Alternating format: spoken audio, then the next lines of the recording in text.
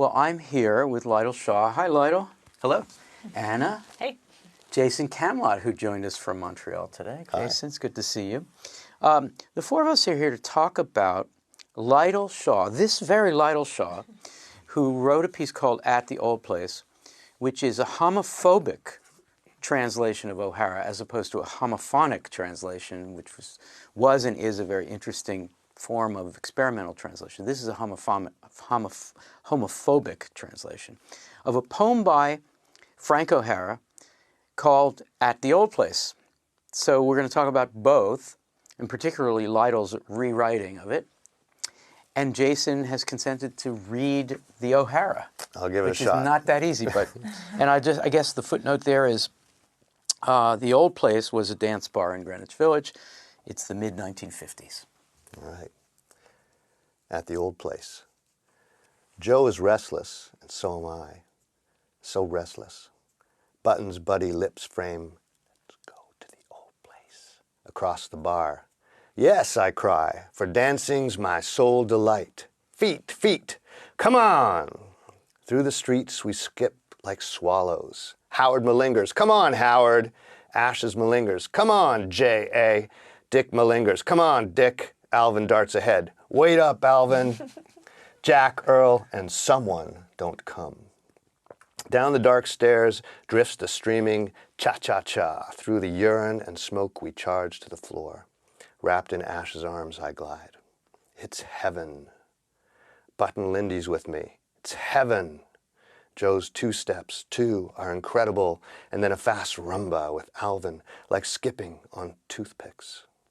And the interminable intermissions, we have them. Jack, Earl, and someone drift guiltily in. I knew they were gay the minute I laid eyes on them, screams John. How ashamed they are of us, we hope.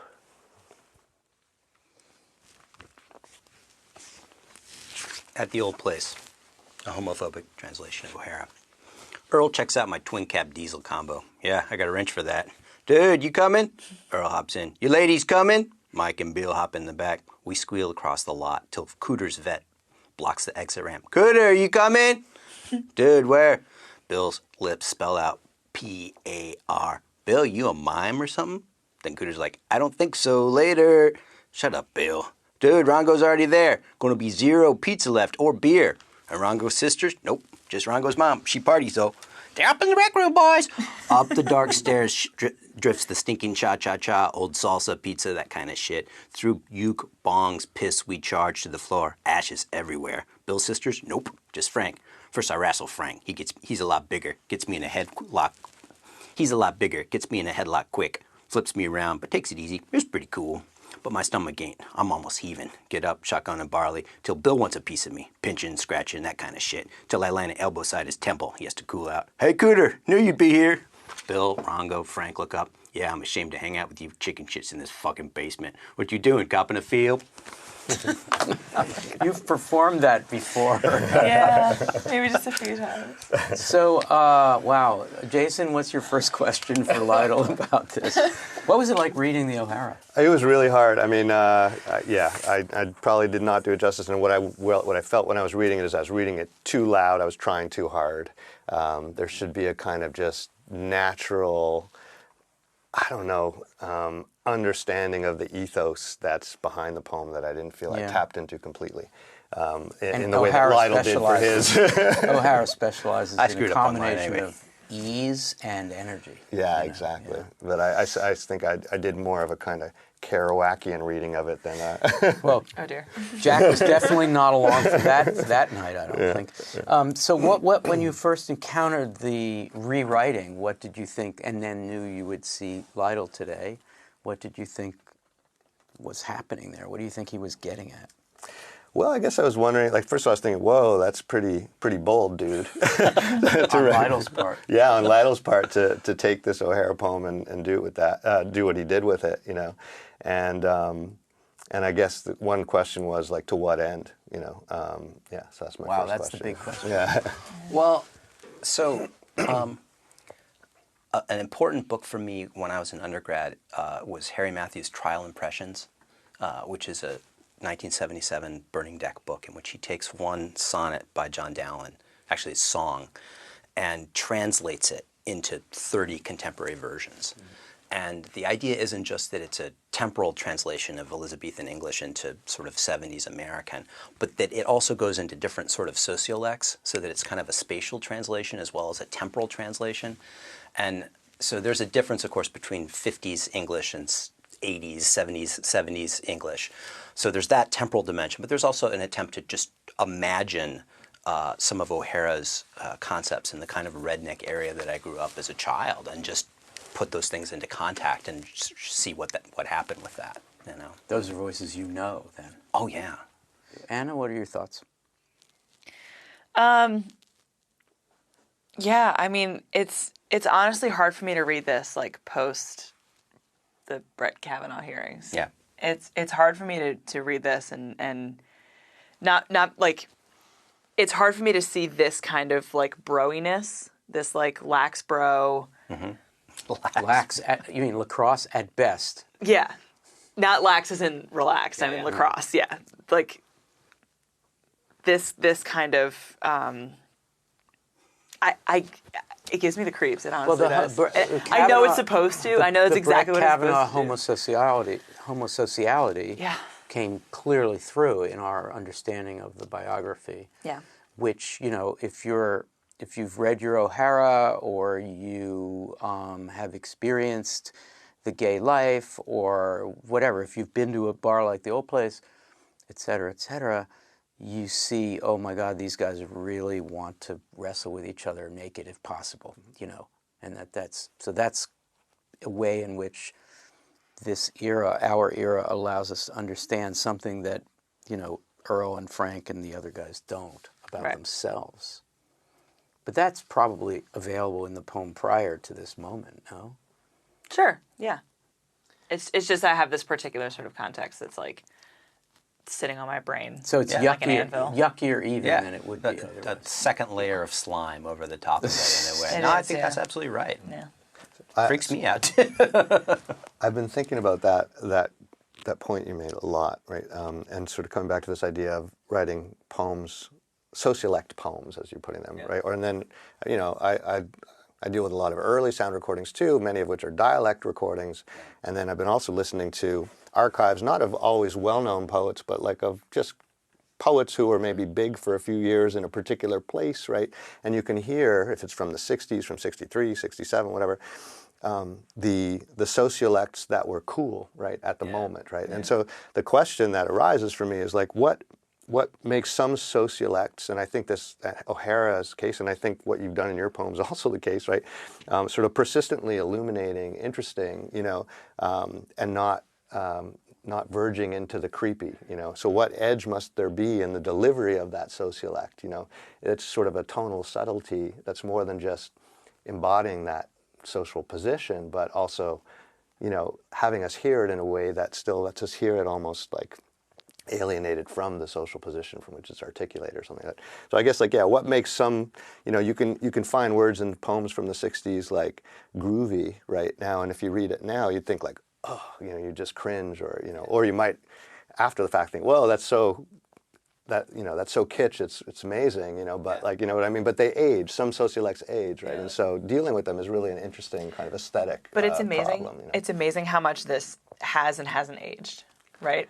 Yeah, well, it has and hasn't at the same time, right? Yeah, but it's the hasn't that I'm interested in, really. Like, what makes some of them really persistently interesting, even beyond the sort of moments. I want Lytle to respond to all this, but I'm going to add. Okay, Lytle. What is the work being done by a homophobic translation, as such? I think Lytle. This is from a book called The Lobe of 2002. Will you hold that up? There it is. And you read this poem, I'm sure, at readings. Mm-hmm. Yeah, okay. I mean, we can all tell by the way you read it. You were very practiced at doing this. So there's work being done. I'm sure I heard this read at a reading. And when you said that the subtitle is a homophobic translation, your audience, which would be sympathetic to O'Hara to say the least, would okay, wow, this is productive. This can be productive. And everybody encountering this is thinking, okay, what else could one do for this? Thinking about Harry Matthew, how many times could one do this and where would one go? So that's my question for all of you. Because this is a technique, it's a constraint.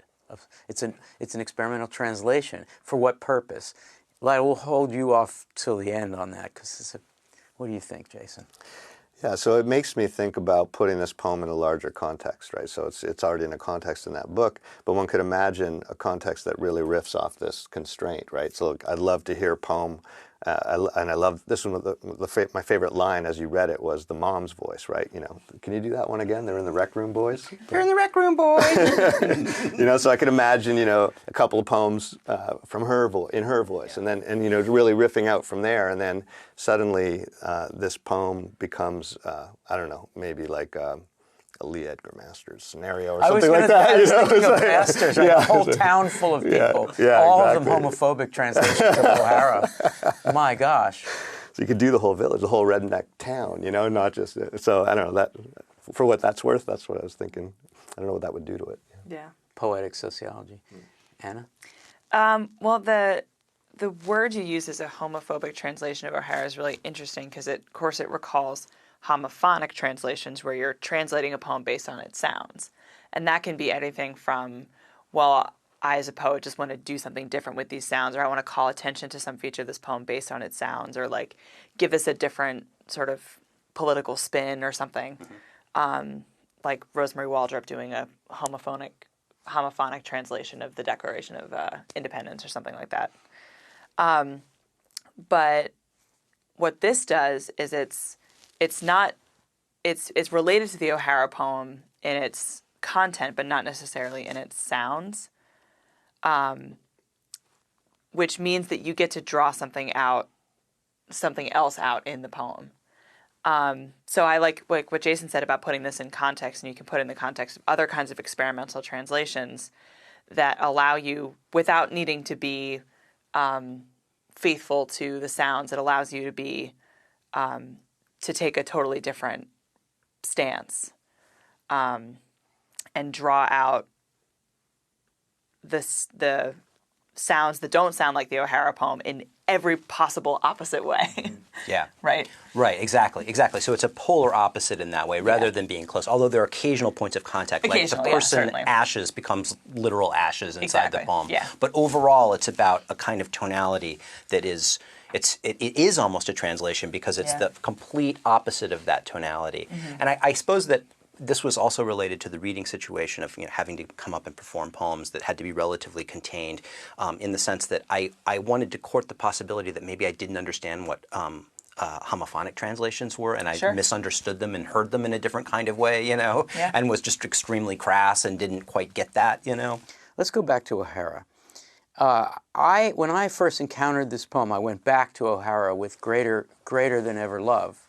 I'm just a big fan of O'Hara to start with, but I really felt like, I'm not sure whether it says a good thing about your piece or a bad thing about your piece, but I went back to O'Hara. That's not always the case. There are satires and rewritings where you think, wow, I can never read the original again. It's been ruined for me. But that's not the case here, I would stipulate. So I wonder what you all think. Where's O'Hara after Lytle Shaw?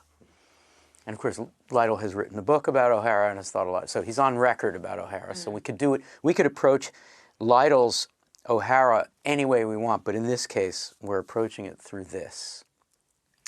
I think a critique that I've heard of the New York School poets and of O'Hara in particular is that all the kind of name dropping that they do can feel sort of exclusive, Like when they're constantly dropping each other's names and like, I don't know who Mike is, or I don't know who Why is he leaving me out? Yeah, it can feel sort of exclusive, but I think this poem in particular is such a great example of how, this O'Hara poem is such a great example of how, even though there's so much name dropping, you feel so invited into this poem. Like you feel like you're out dancing with them. You feel like you could walk through the door of the old place and they would welcome you, Like there is something so warm and so inviting about this poem and so sort of sweetly, like, I just want to enjoy this like fun night out with my friends, and like, why don't you come too? There's such a feature of that in this poem. This one. Lytle, do you want to react to where O'Hara is after you have translated him? Well, I should say I don't feel invited into this poem. neither, leave it well, at that. neither do I. And So that's psychologically very complex Exactly. for Lytle, since he's saying that he came from this kind of space. well, And that you let's wrote just this say it was out there. It wasn't an identification point, but it was out there. It existed, you know. And in some ways, that what you're describing, actually, of not immediately taking to the poems and feeling like a distance had to be covered before you could get in. One way to think about this may be to say that this marks the edge of that distance, like that, you know, it would be possible to be this person in that place, but I got interested in this person in the O'Hara, and so that in a way it maps that distance, you know, it sort of maps that, and so you're right to not want to hang out with them, I think. You know? Yeah. Thank you, Lytle, for writing the poem and for hanging out with us. Thank you. All these years later. Anna, thank you. Thank you. Jason, thank you. Thank you.